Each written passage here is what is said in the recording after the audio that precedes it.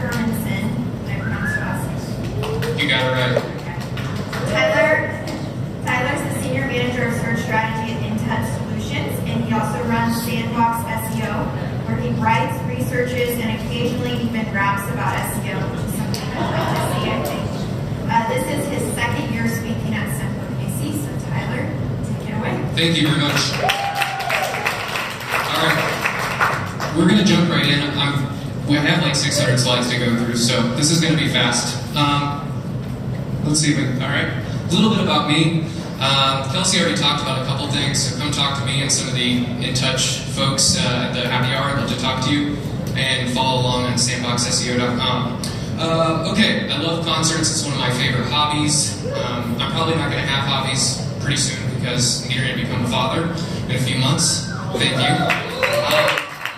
And I'm obsessed with the Houston Rockets. There's an old picture of Akeem Olajuwon blocking MJ. Open your eyes, people. This is what the media doesn't want you to see.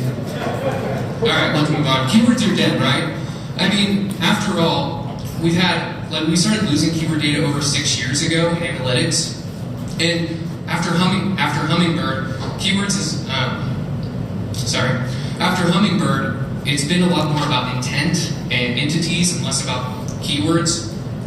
And now we have voice search, which has really paved the way for more free-flowing, natural conversations. So again, who needs keywords? There's also this guy. Yeah, he can pretty much say whatever he wants and his words don't seem to matter. And now we have Google grouping volumes for keywords, for related keywords, because they basically mean the same thing. So I know, some of you guys are like, seriously, Tyler, have we come to this point, like, hasn't the whole keywords are dead conversation been passed? And honestly, I don't think so, because some of you agree with me. You know, keywords are dead, it's 2016, let's move on. But others, you know, we have this emotional connection with our keywords, and we just can't let them go. And we don't have to listen to any of you. Honestly though, I think we're just speaking past each other. Are we saying keywords are dead, or are we just saying the way that we track them is dead? Or Google's former way of understanding and interpreting them is dead? Or maybe we're just saying that typing is an exclusive way to search them is dead? Or finally, Google's keyword metrics, well, they might as well be dead. And let's actually stick on this for a second. Should Google be grouping keyword volumes together? I mean, it's a fair question, right? After all, Google just wants to help us, right? This is actually what they have to say about this decision. It's so that you don't miss out on customers. It's so to maximize your potential. It's to make sure you're in front of the most relevant search results. Google, you shouldn't have. All right, let's put it to the test. Two words nearly identical, 2017 Buick and 2017 Buicks with an S. Google's doing you a favor by grouping their keyword volumes together, and if you're in PPC, your bids together. No big deal, right? All right, let's see what happens when we look at 2016 Buick. Lacrosse is all over the page. It's not in the query, but it's all over the page, and we'll talk about why in a second. Let's see what difference an S adds. Lacrosse is in there a couple times, but you also have other Buick models. You have just Buicks in general. Why is that? Well, Lacrosse has the clear advantage when it comes to search interest. So if you're searching singularly, then clearly you're looking for Lacrosse, is what Google's thinking. But when you add that S, the intent gets a little murkier. Let's look at another example involving misspellings. Misbehaving and misbehaving, both spelled wrong. With misbehaving, we've got clothing, a racing team. Of course, there's a yacht with that name, because why wouldn't there be? And with misbehaving, there's a gift shop, World of Warcraft character, a racing horse. What do you notice? Not one listing's the same. Yet Google Planner thinks that the differences are negligible and lumps them together. Now, I included a couple other examples on a new blog. If you don't get a chance to look at this now, or jot it down now, I'll tweet it out later. This is what I think Google's actually meaning here. It's so that we don't miss out on all of your money. Now, I know some of you guys are like, settle down, Sherlock, okay? Google's not evil or overly greedy. If they're not being greedy, they're just being dumb, because Google clearly has an ability to interpret complex queries, and that's not being used by Keyword Planner. That convenient omission just happens to be making them a lot more money, so you be the judge. Alright, so keywords aren't dead, but a lot has changed. I mean, our research has become a lot more subjective, a lot more complex, how we optimize, how we track. But a lot hasn't changed. I mean, keywords still help uncover user problems, still point to unanswered questions, tell you what people don't think, or tell you what people think about your brand. And it still sets the trajectory for a lot of our tactics. So if your keyword research is a little off, it sort of creates this domino effect for other things to be off. And that's where I get hung up.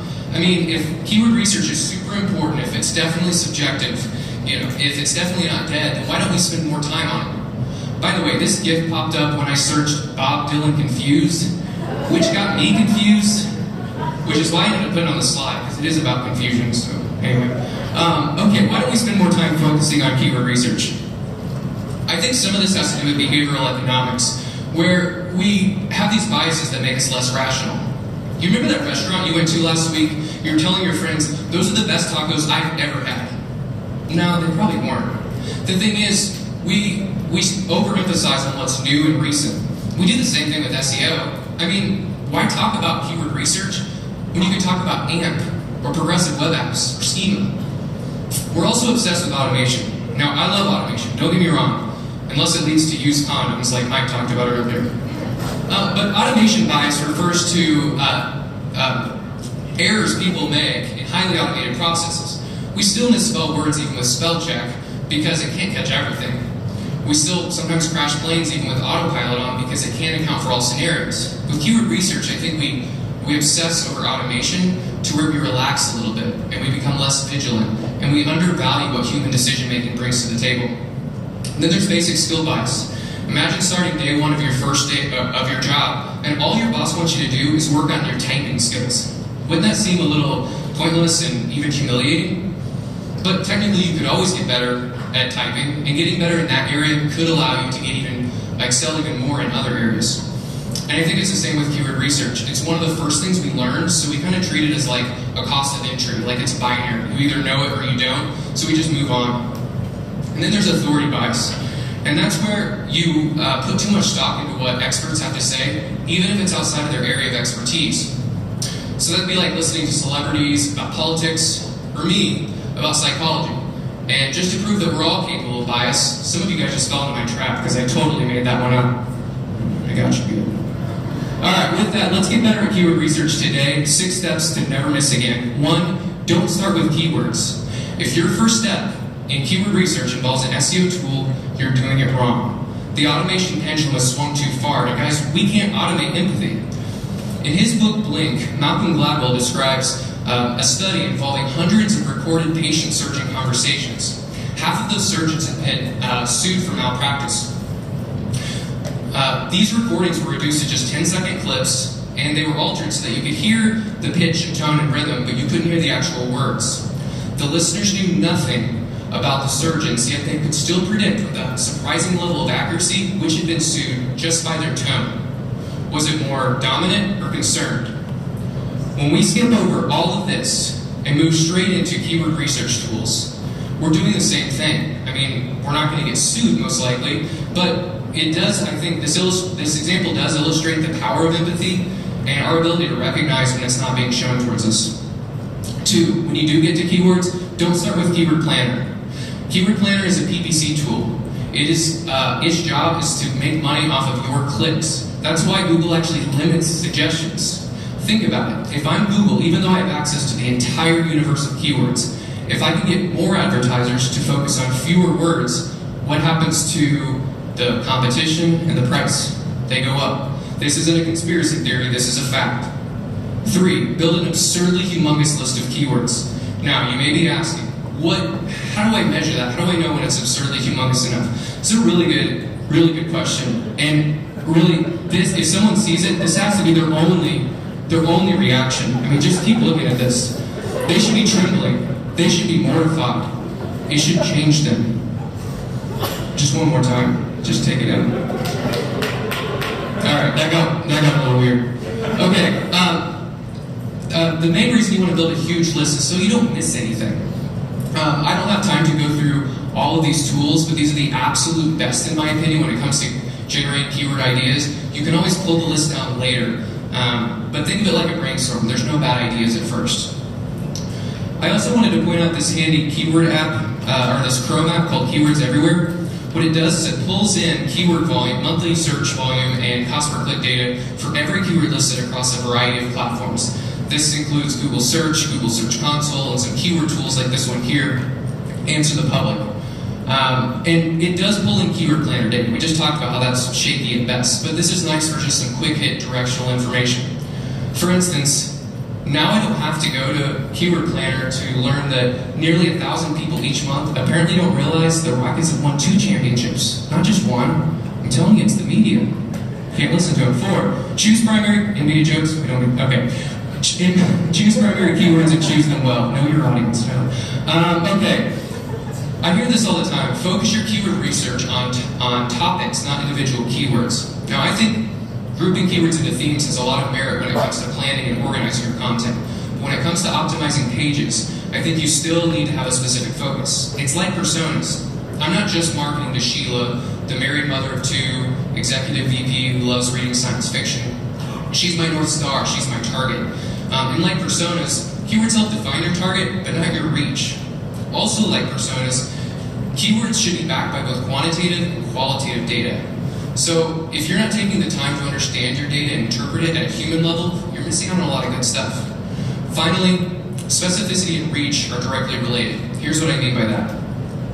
When Matt started his travel blog back in 2008, he had trouble finding his focus. His content ranged from airline reviews to history lessons, but he started over time narrowing his audience.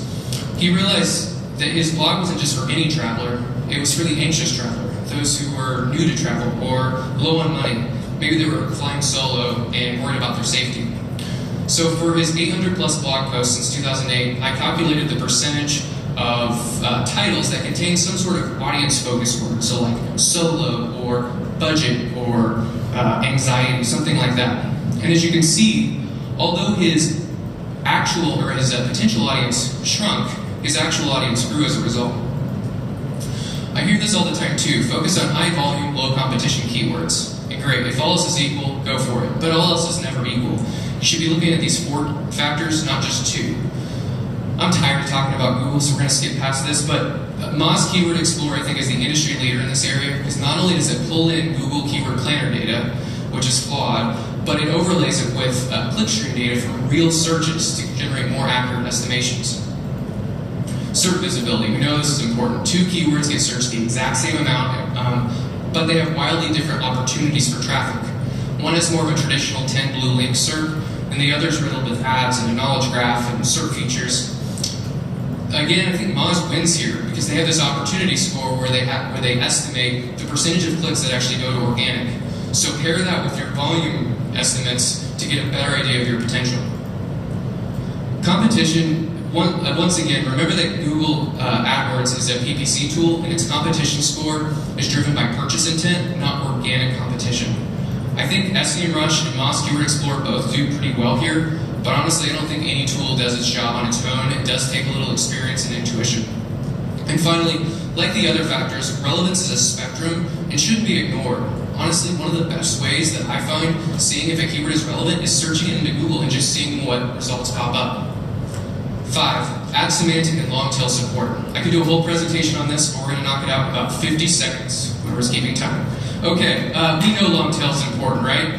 15% of searches every day have never been seen before by Google. Please let that sink in. Google's almost 20 years old. A lot of this is fueled by long tail, and we're also bad spellers, but and which has really taken off since voice search. Think of long tail like casting out a wider net around your target. These are some of the most common long-tail modifiers. There's certainly a lot more, and a lot of the keyword research tools we talked about earlier are perfect for this type of research. Semantic means of or relating to meaning and language. It doesn't mean a synonym. There's a distinction there. Think of it more as Amazon's customers also bought section. You can also look at it this way. Let's say you knew my article included George Clooney and DC Comics. What's the only thing my article could possibly be about? Batman. I would have also accepted huge mistake. That's this type of research can be pretty tough, but these are some tools that can really help. I will point out the keyword density analyzer. What I'd like to use that for is to scrape content from the highest ranking pages for a particular keyword, throw it into this tool, and see what words or phrases are most common.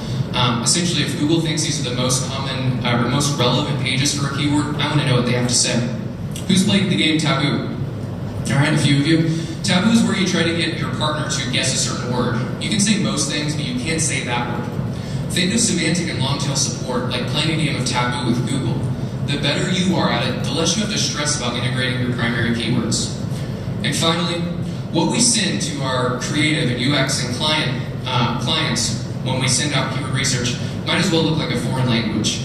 If we don't take time to have a digestible output, to make it translatable, to have a conversation and walk them through it, it could all be for nothing. That's it. Thank you.